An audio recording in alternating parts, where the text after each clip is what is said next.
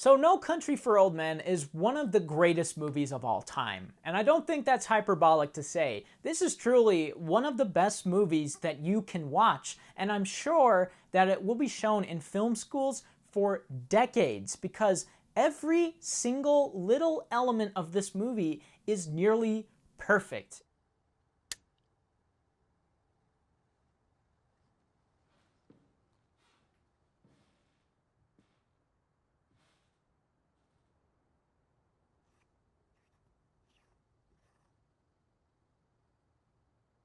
It's actually remarkable how much quality the Coen Brothers wring out of such a simple premise. I mean, if you really boil it down, it's just a movie about a guy that took some money, a guy that's after that guy, and the cops that are after both of them, essentially. It's a really simplistic story, and yet it's doing and saying so much. I mean, the movie seems to be commenting on the inherent evil inside of every human being and commenting on the changing times, how people feel left behind and how quickly the times change. And even though it does say a lot, I'm not going to spend a lot of time talking about the commentary in this movie because I feel like that's something that should be left up to interpretation. I feel like everyone that watches this movie will probably get something at least a little bit different out of it, and I don't want to take anything away from that experience by over-explaining my experience. So in this video, I'm going to be mainly addressing the characters and the filmmaking in it, the execution. So let's start with that. Let's start with the filmmaking. What time do you go to bed, sir? You're a bit deaf, aren't you? What this movie does so well is very simple.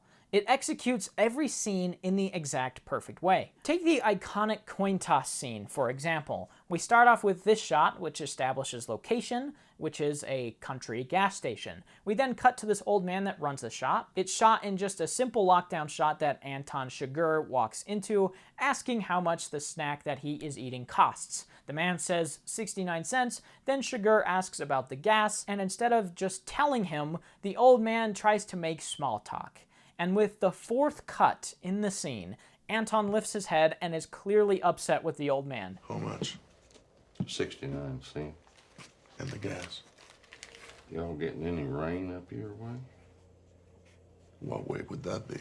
I seen you was from Dallas. He's a no-nonsense guy, so this old man simply making small talk has crossed the line. They go back and forth a bit, and the old man tries to backtrack, but Anton won't let him. And then we get this uncomfortably long shot of this wrapper unfolding. With this shot and the next one of the old man looking down at it, we are told all we need to know. He is in trouble because Anton has probably decided to kill him. But Anton gives him a chance because he believes in fairness and has him call a coin toss. You stand to win everything, call it. All right. Heads then.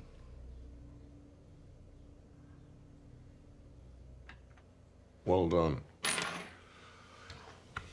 Don't put it in your pocket. Sir? Don't put it in your pocket. It's your lucky quarter. Where you want me to put it? Anywhere not in your pocket. Or it'll get mixed in with the others and become just a coin. Which it is. This scene, like so many in the movie, are just perfectly executed. Not only are the performances here amazing, but the editing and the shot composition is so simple, but so effective. I mean, you've got Javier Bardem and you got this old guy. And Javier Bardem is really, really scary and intimidating. And then you got this old guy who is very scared. And they do great. They bounce off each other really well. But the editing and the shot choices in the scene are where I want to focus because they are doing things that are really cool, but not really flashy. I mean, most of the scene is shot in this two-shot. It's a shot, reverse shot, a medium shot that is behind the character's shoulders showing the other character. And most of the scene is like this, except when the old man or Anton Chigurh says something important, and then we get this shot, which is a close-up, but the other character is completely out of the frame, which emphasizes the confidence of one character or the dread of another character. Now is not a time. What time do you close? Generally around dark, at dark. You don't know what you're talking about, do you? And what this scene nails is the timing of these edits. Not only is it emphasizing characters' lines of dialogues with these different shots, but also every line of dialogue is immediately met with another line of dialogue. There's no awkward pauses, there's no uncomfortable silences, because the scene is about mounting tension. And Anton feels like he has all of the energy in this scene. He has the one up on the old man, I guess you can say, and the old man is slowly trying to get out of the situation. And so he keeps locking this old man into this dialogue back and forth, and the editing really captures that with no pauses. This was my wife's father's place originally. You married into it. We lived in Temple, Texas for many years. Raised a family there in Temple. We come out here about 4 years ago. You married into it. That's the way you want to put it. I don't have some way to put it.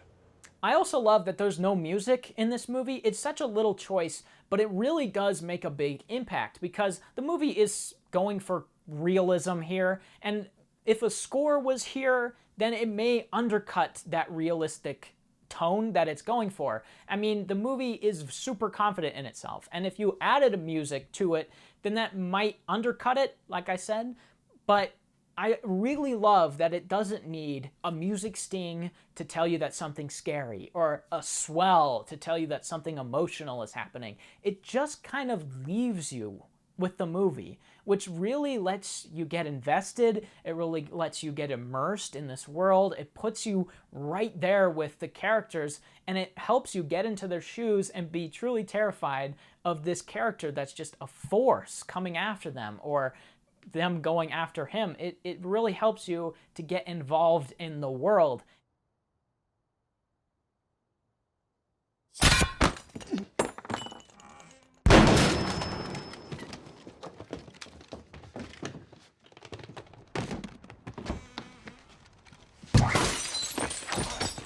But now on to the characters and the story. And if you're watching this movie for the first time, straight away you'll be met with 3 plot lines. One follows Sheriff Ed, who is played by Tommy Lee Jones. He is our main character. He frequently has inner monologues commenting on the evil in himself as he trails the centerpiece of the film, Anton Chigurh, who we'll talk more on later. Sheriff Ed is nearing the end of his policing days, and he can't help but feel like the world has left him behind in a way.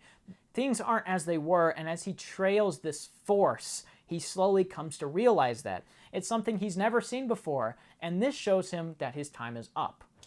The crime you see now, it's hard to even take its measure. It's not that I'm afraid of it. I always knew you had to be willing to die to even do this job. But I don't want to push my chips forward and go out and meet something I don't understand. Now, the second plotline is about Llewellyn, played by Josh Brolin.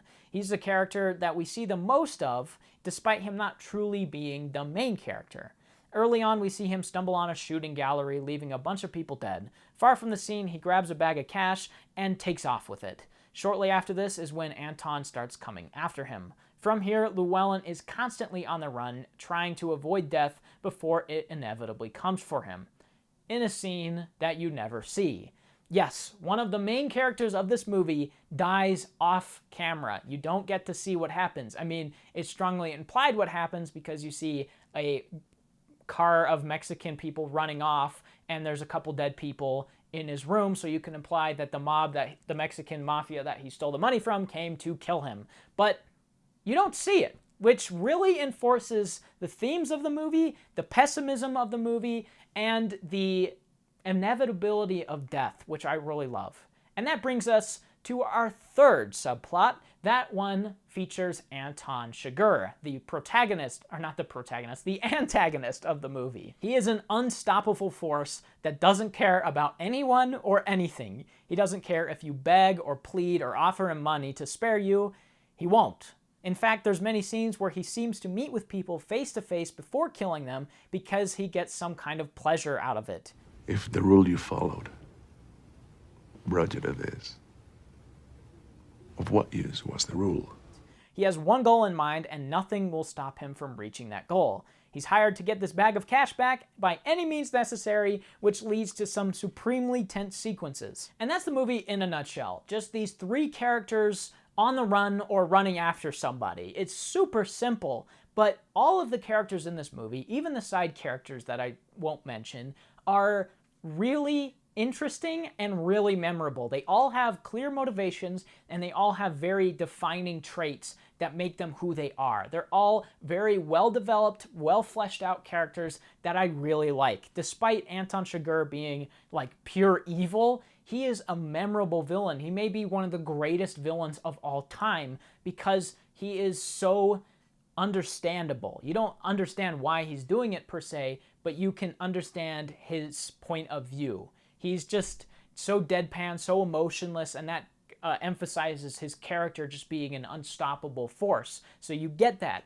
and you really understand Josh Brolin's character, and you really understand Tommy Lee Jones' character. He's left behind, which is all the more prevalent in these times with technology changing so much. It's so easy to get left behind in this new age of information. So all the characters are super relatable in a way or very memorable, and I really like that about this movie.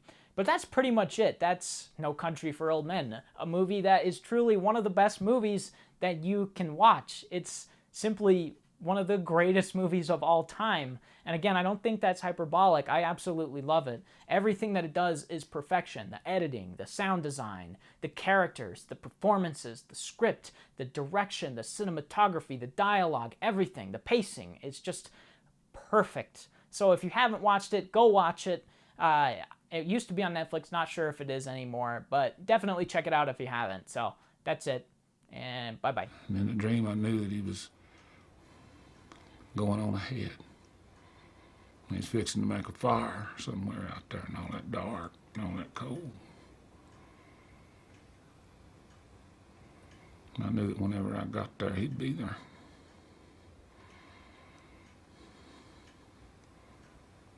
Then I woke up.